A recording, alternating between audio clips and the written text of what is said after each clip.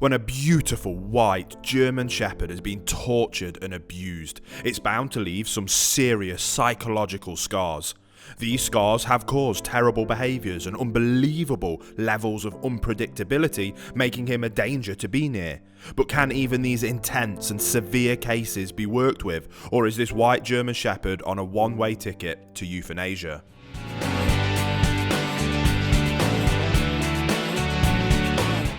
So we're back with my mate Shadow, the white German Shepherd that was the victim of some awful circumstances and some awful abuse. We're now on to session 3 with him, and I'm really starting to build a very good picture of Shadow, his temperament, his characteristics and his triggers. And the more I'm working with him, I'm not going to lie, the more I'm becoming increasingly concerned with him. There was a bite attempt in my second session with him, which stemmed from some resource guarding type behaviours. So that was something that I really wanted to focus on addressing moving into session 3. Now, I did a little bit more observation work in between these two sessions and delved into his history and some of the interactions he's had with other people in the past. And as I'm starting to build this really good picture of him, we were starting to be concerned that this is not only a very complex case, but ultimately quite a dangerous and unpredictable one. So we were definitely making good progress, especially in terms of being able to get to the kennel, be able to get a lead on him, be able to get him out to the training field where we do the bulk of our work.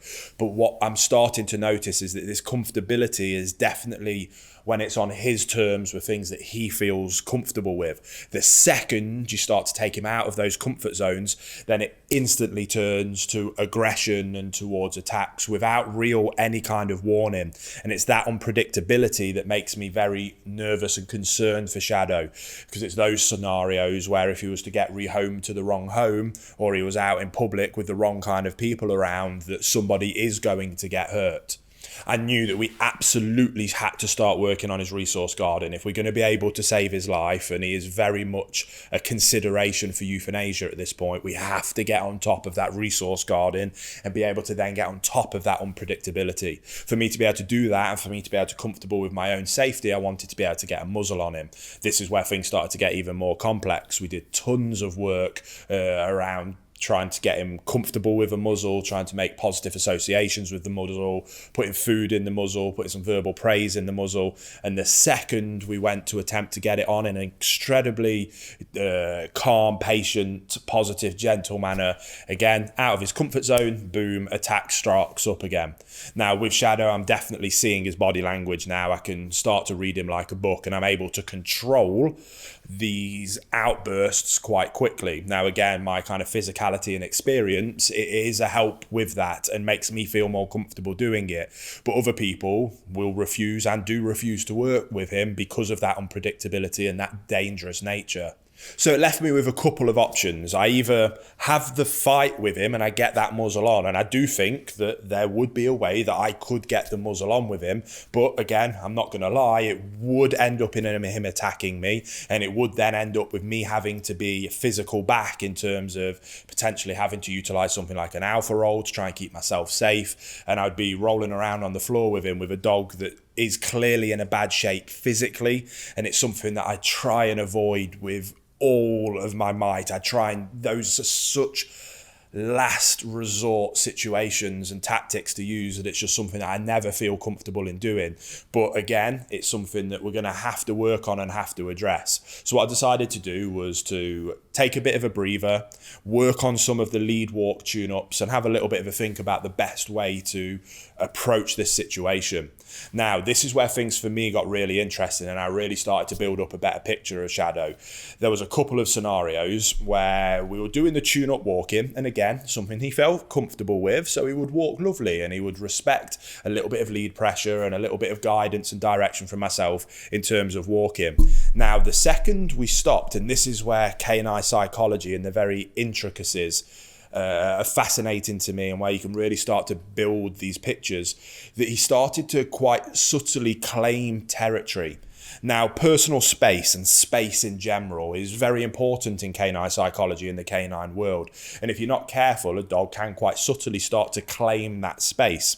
So what I decided to do was kind of test it a little bit. I'd stand still and I'd notice that Shadow would start to move around and claim that space. There was a moment at one point where he tried to urinate up me, which is a very territorial, marking, and also quite dominant type behavior. I saw him cock his leg, so I gave him a verbal correction and tried to move him out the way with the lead. Bam! Up we go with another attack kicked off with being corrected for something that in the dog world to urinate up somebody is outright disrespectful. There was no physical correction, just a stern and moved him away.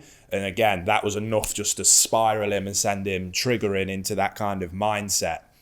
Now, the word dominance in the canine behavior word is a word that triggers a lot of people, and it triggers a lot of emotions. There's certain people that use that word far too much and think that any type of bad behavior is a result of dominance. In my experience and in my personal opinion, dominance is actually incredibly rare and very rarely the cause behind significant behavior problems. I find that 9 times out of 10 it's going to be based from anxiety, fear, lack of leadership and lack of guidance and direction is where the vast majority of behavior problems come from.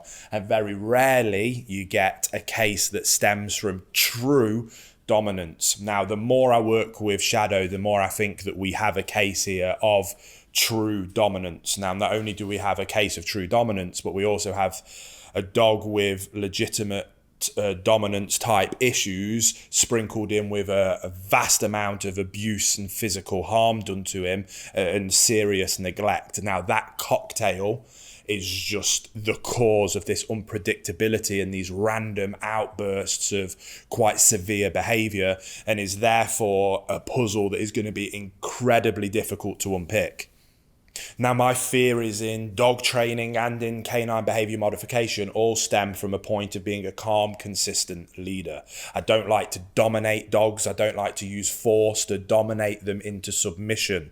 Now, for dogs with anxiety and fear, calm, consistent leadership is a wonderful tool because it allows them to remove that anxiety and fear and trust in you and look for you for guidance and direction, which is where you can then implement these strategies to teach them the behaviors that you do want, but also the behaviors that you don't want. In terms of a dog with sheer dominance issues, they aren't anxious or fearful, nor do they feel like they ever want to have somebody to look up to for guidance and direction, which for me instantly then creates a minefield of problems to try and navigate. So I decided that the best course of action, instead of setting Shadow up for failure and ending up in either myself getting bitten, him displaying one of those aggressive behavior scenarios and me having to back away and him further reinforcing those behaviors, or us ending up rolling around on the floor together and one of us getting hurt, I didn't want to set him up for that level of failure. So we went back to some of the things I know he feels comfortable with. We tried to build up a little bit more food drive. We tried to work on a little bit more obedience in terms of walking to heel, a little bit of recall, to try and make it a positive experience. That would allow me to then kind of come back, analyze the footage, really study it in detail, study the minute changes in his body language, because I always preach about wanting to chest back, head up, shoulders back, so I miss some of those very fine, intricate details. So I decided to call it a day, set him up for success, give him a little bit more positive reinforcement-based approach, so I could then come back, take a breather, reassess the situation, and then make a real strong plan of action moving forward to hopefully be able to overcome this quite serious and probably the most complex case I've ever worked with. So then taking him back to the kennel is where it then got really fun. I tried to remove my slip lead, and as I tried to remove the slip lead around the threshold to his kennel, that body language changed again. And like I say, I'm starting to understand him now. I see where the warning signs are that might be very subtle and easy to miss for a lot of people.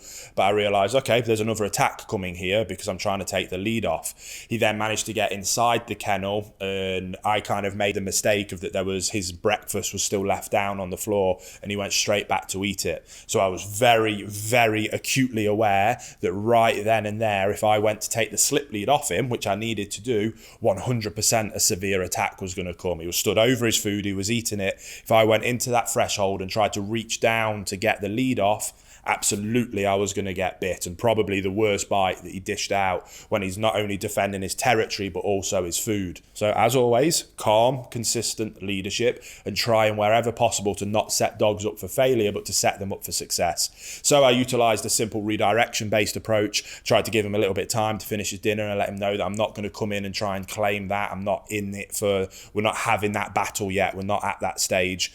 I redirected him away. I got him interested in some food, and that allowed me to take the slip lead off and get him back into the kennel without myself getting bit or it turning into a huge issue, which would have left it in a really negative place. And I always try and encourage people to always finish any kind of training session or behavior modification session on a positive. Start with a positive, finish with a positive, and do all the work in the middle. So this was one of those consultations, and I wish it was one of those videos where I can show some dramatic transformation that we were able to achieve in 5 minutes, like so many of the other dogs we work with. Like I say, those transformations, although the behavior seems extreme, stems from anxiety and fear. And being able to address that anxiety and fear, and my principle of leadership, is what allows me to have those dramatic transformations with so many dogs. These kind of cases are the cases that take a long time, a lot of finesse and a lot of planning to be able to make small incremental bits of success to be able to get to a point where this is going to be a reliable dog. So it's a challenging case. It's probably the most complex I've ever faced.